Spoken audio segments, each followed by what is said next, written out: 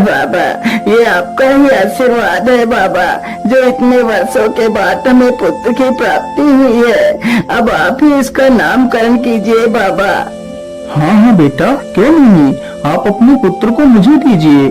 साधु जैसे ही उस बच्चे को अपनी गोद में लेता है तो देखता है उसके दाहिने हाथ पर एक नीले रंग का चिन्ह बना हुआ है जो राजयोग को दर्शाता है। साधु उस बच्चे के ऊपर उस चिन्ह को देखकर हैरान रह जाता है। क्या बात है बाबा, आप इतना परेशान क्यों लग रहे हैं? बेटा, मैं परेशान नहीं हूँ, मैं तो बहुत खुश हूँ। तुम्हारा यह बेटा बहुत ही तकदीरी है। तुम्हारे बेटे के किस्मत में राजयोग लिखा है। हाँ बाबा, मैं कुछ समझा नहीं, आप क्या कहना चाह रहे हैं बाबा? बेटा, तुम्हारा यह पुत्र राजा बनेगा। ये 14 वर्ष की आयु में ही इस राज्य की राजकुमारी से विवाह कर राजा बन जाएगा। साधु की यह बात सुनकर हरिया बहुत खुश हो जाता है। इसी प्रकार कुछ दिन गुजर जाते हैं। और तेज, शिकार बस कुछ ही दूर पर है। राजा हिरन के पीछे भागते भागते काफी दूर निकल जाता है, लेकिन हिरन राजा के हाथ नहीं लगता।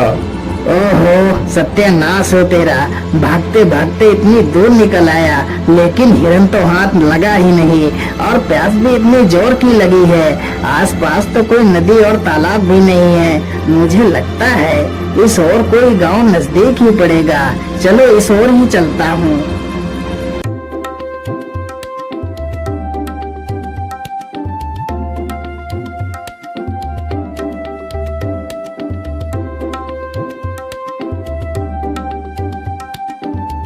राजा चलते चलते उसी गांव में पहुंच जाता है जहां वह बच्चा पैदा हुआ था जिसका विवाह राजकुमारी से होना था।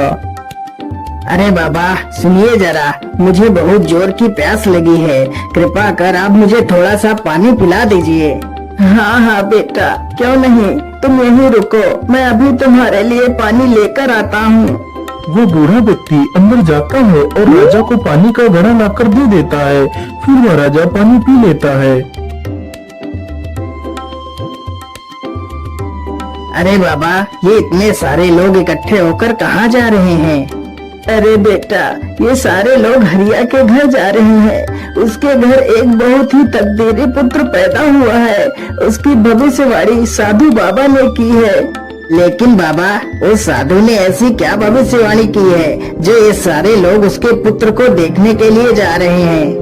बेटा, साधु बाबा ने बताया था कि जब हरिया का बेटा 14 वर्ष का हो जाएगा तो उसका विवाह इस राज्य के राजा की पुत्री के साथ होगा और उसका पुत्र इस राज्य का राजा बनेगा। उस बूढ़े व्यक्ति की यह बात सुनकर राजा को बहुत गुस्सा आया कि आखिर एक किसान का बेटा उसकी पुत्री से विवाह कैसे कर सकता है। अरे नहीं नहीं, मैं ऐसा किसी भी हालत में नहीं होने दे सकता। मुझे कुछ ना कुछ तो करना ही होगा।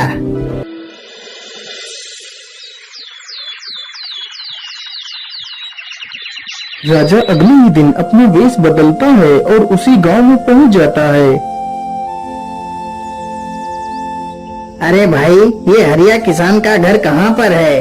अरे भाई, सीधे चले जाओ और गांव के आखिर में जो घर मिलेगा वही हरिया किसान का घर है। इतना सुनकर राजा हरिया के घर पहुंच जाता है। अरे ओ हरिया भाई, जरा घर से बाहर आओ, मैं तुमसे मिलने आया हूँ। हाँ भाई, बोलिए, आप कौन है और आप हमसे क्यों मिलना चाहते हैं? हरिया भाई, मैं सेठ करोड़ीमल हूँ। मैं हरिपुरा गांव में रहता हूँ। मैंने सुना है आपका पुत्र बहुत किस्मत वाला है, उसके किस्मत में राजयोग है। हाँ सेठ जी, आपने बिल्कुल ठीक ही सुना है। हरिया भाई, मैं तुमसे कुछ कहना चाहता हूँ। हाँ हाँ, बोलिए बोलिए सेठ जी, आप हमसे क्या कहना चाहते हैं? अरे भाई, आप अपना बच्चा मुझे दे दो, मैं इसके बदले तुम्हें ढेर सारा धन दूंगा। तुम्हारे बच्चे का पालन पोषण मैं करूंगा। लेकिन सेठ जी, मैं अपना बच्चा आपको नहीं दे सकती।